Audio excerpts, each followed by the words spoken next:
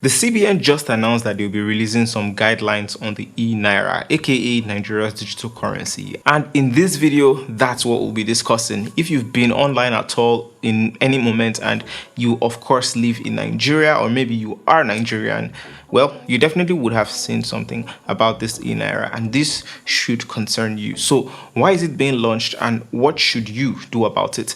This is the video to watch. In this video, I'll explore what the eNaira is and is not, what you should know about it, and what the effects might actually be for you and every single Nigerian, both positive effects and negative effects. It's kind of a big deal. If you're new to the channel, welcome, and if you're returning, welcome back. I'd love it if you could hit that like button so more people can get to see, the value that we're sharing here in this video, and you will definitely be helping someone out, when you hit that like button. Welcome to another Finance Friday video in this series, and this episode is brought to you by Vault. Find out how you can be one of 5 people who gets 10,000 Naira cash for free when you watch all through this video until the end. Without further ado, let's get to it. So first off, what is even the eNaira and what is the eNaira not? The eNaira is simply Nigeria's digital currency. It's the Naira, but digital, as simple as that. It's not a cryptocurrency, but it uses technology for digital currencies from a company called Bit Inc. It's also called a CBDC, which means Central Bank Digital Currency. Everyone who lives in Nigeria will surely have to spend Naira to access basic goods and services. It's the same way everyone in the US has to spend dollars, the same way British people have to spend pounds, and Ghanaians have to spend cedis. By the way, Ghana is also creating its own digital currency. I didn't know until I started researching for this video. So yeah, there you have it. The eNaira is set to launch in October, the 1st of October, and that day is also the day of independence for Nigeria. So it just made sense that they would, embark on this project. That would be really interesting to see though. What do you guys think? Launching the currency on Independence Day? Leave a comment below. In May, I made a video about the eNaira, or Nigeria's digital currency, coming soon. You see, just 2 months before I made that video in May, or in February of 2021, CBN stopped a major link in cryptocurrency, which is banks. It had the effect of banning cryptocurrency because, of course, in the multiple circulars, Nigeria did not regard cryptocurrency as money, and they said that banks must not touch cryptocurrency or enable it in any way, shape, or form. Like I said, 2 months later, the governor of the Central Bank of Nigeria, the CBN governor, mentioned that Nigeria will be considering its own digital currency. At the height of this crypto ban, Nigeria was like the second in the world with regards to volumes of cryptocurrency being traded on Paxos platform. It showed that the parallel market was and is sort of still very strong and present in Nigeria. And there was a lot that was putting pressure on the value of the Naira currency. Basically, one major way Nigeria earns foreign exchange apart from oil is remittances, people spending in dollars, pounds, and such into Nigeria. With Bitcoin, you won't be able to control who's sending what in and out of the country, and if it took over, it could render financial institutions somewhat less useful. However, I don't see that happening anytime soon, as they would definitely have to work hand in hand the way they currently are now, but we never know. We are also facing a major dilemma on the exchange rate front. A lot of the Financial Friday videos have covered this in depth, and at this point, we have hit a 530 Naira to $1 all-time high. One of the reasons we couldn't get a $1.5 billion loan in Nigeria from the World Bank in June of 2021 was because of our exchange rate system. You see, there are 2 kinds as far as I know. I know the fixed and floating exchange rate system. Nigeria operates on a fixed exchange rate system that also has a parallel market. What this means is that the fixed rate is the official rate. Right now it's 411 and the parallel rate is 530. As at the time of making this video. The World Bank linked the loan approval to Nigeria having a predictable exchange management system. In contrast to this, a floating exchange rate is one that is determined by demand and supply, and many experts think that that 500 Naira to $1 range is closer than 411 for that floating exchange to work. However, Nigeria would not accept this, and it could seemingly be bad for the economy, and devaluation just seems like an unfavorable strategy in every way. This brings us to today in September, less than a month before the eNaira launch in October, and Nigeria has started to lay down some ground rules. But before we talk about that, who is even making this eNaira? Did the CBN magically become so advanced in technology and the art of digital money making? Well, Not really, there's a partner. So who is making the eNaira? A company called Bit Incorporated or Bit Inc. in partnership with the central bank will be creating this digital currency, this eNaira. Let's bring our favorite neighbors in, Ghana, which is also considering its own e-cedi. It's being built by a competitor of the guys building the ones for Nigeria. I'll leave a link below if you're interested in that. It's by a German securities printing company called G+D. The company building ours is from Barbados and they are Bit Inc. So who or what is Bit Inc. and why are they the ones building Nigeria's digital currency? So Bit Inc. is a fintech company based in Barbados that uses blockchain and distributed ledger technology to enable safe P2P transactions with seamless mobile money.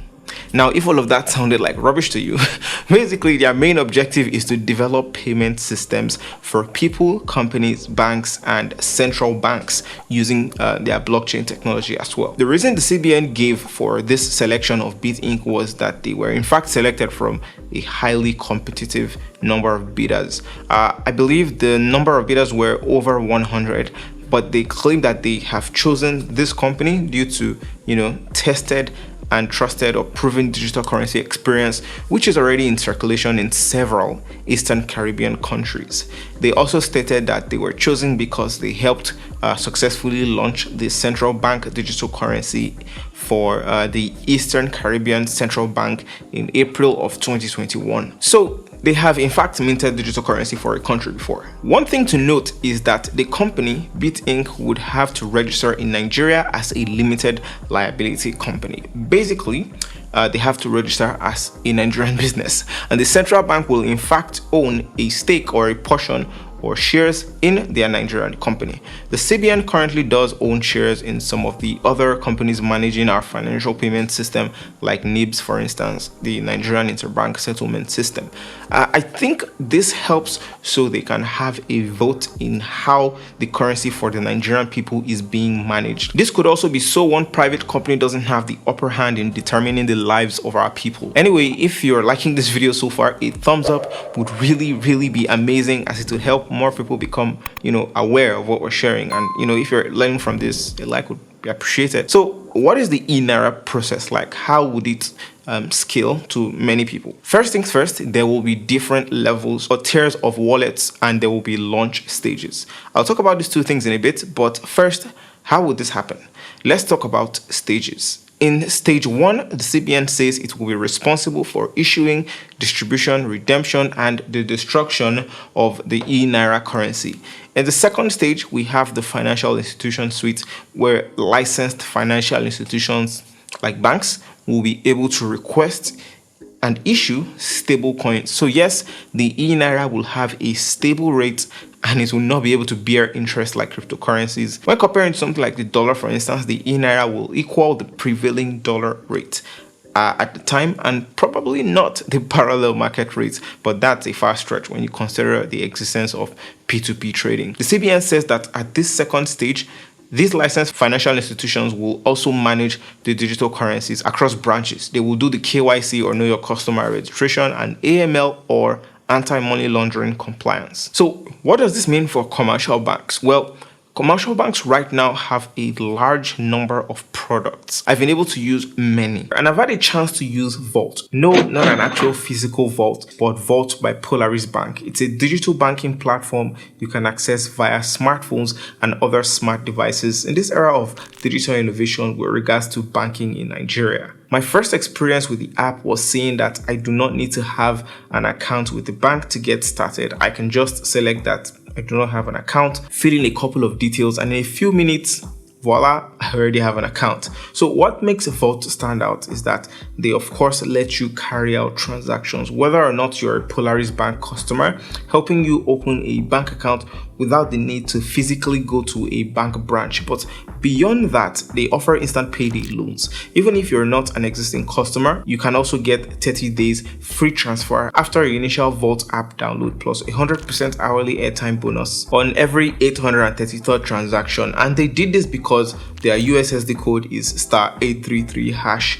Pretty simple stuff. There's so much you can do with the USSD code, and I found out that you can even access travel allowance with the app, and you can get dollars if you want to travel.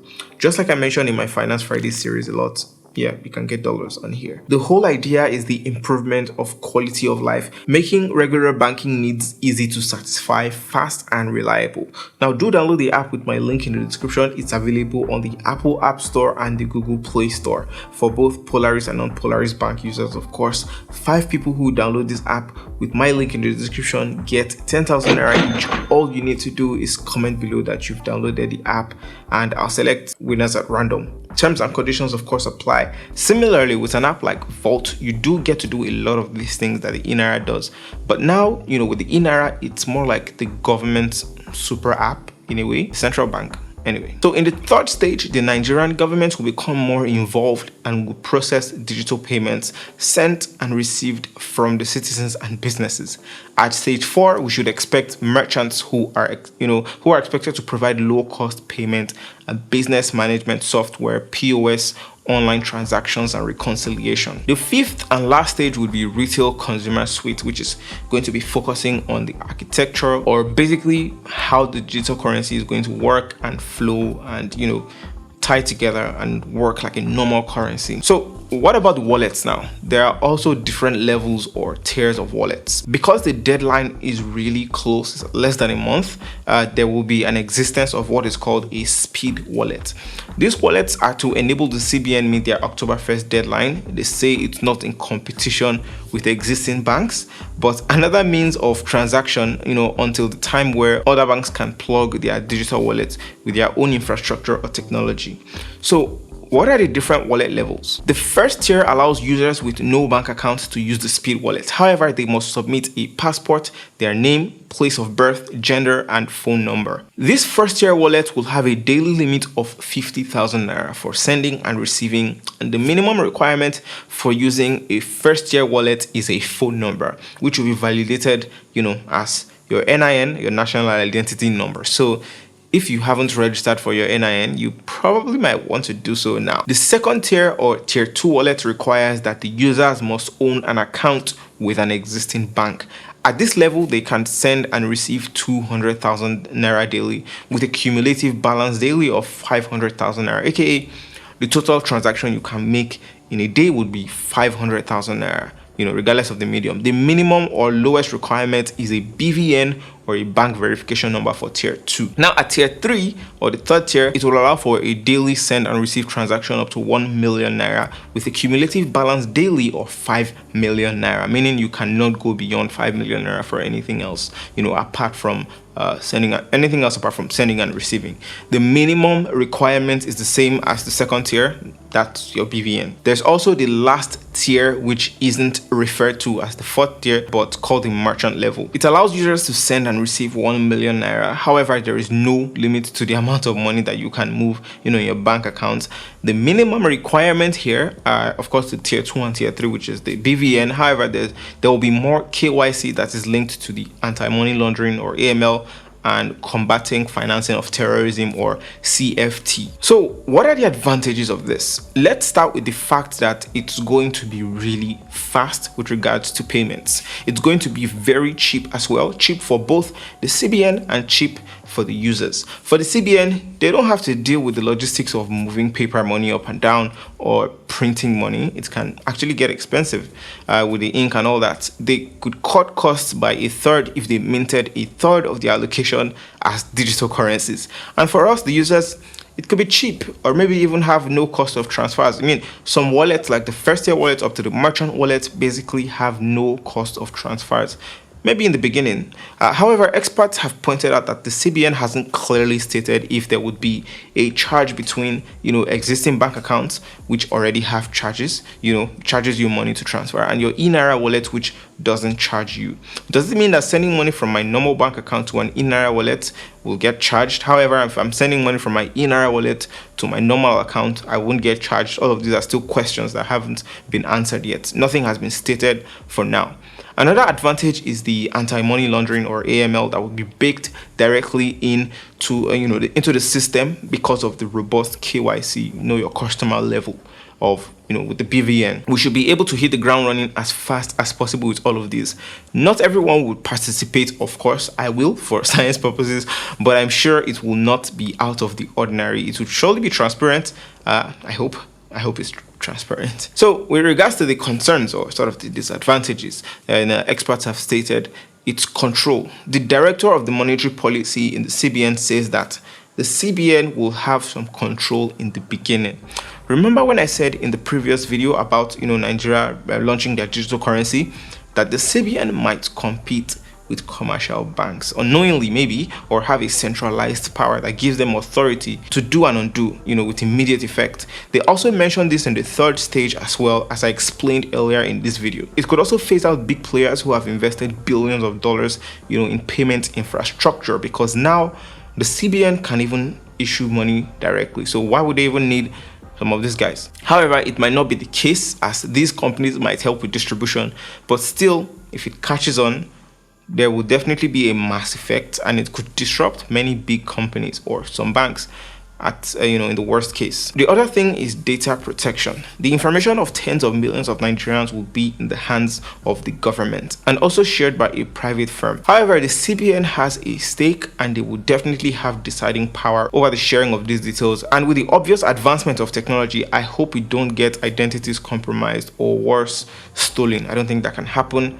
I hope it doesn't happen, because if the eNaira catches on, it's a lot of centralized power in one place. There's a lot of power in one place that must not get compromised. One of the many reasons mentioned was also financial disintegration. Financial integration is simply the linkage of how close our economy is to the world's economy or economies of neighboring or regional countries. For us, it's how Nigeria measures up against our African countries, our African counterparts.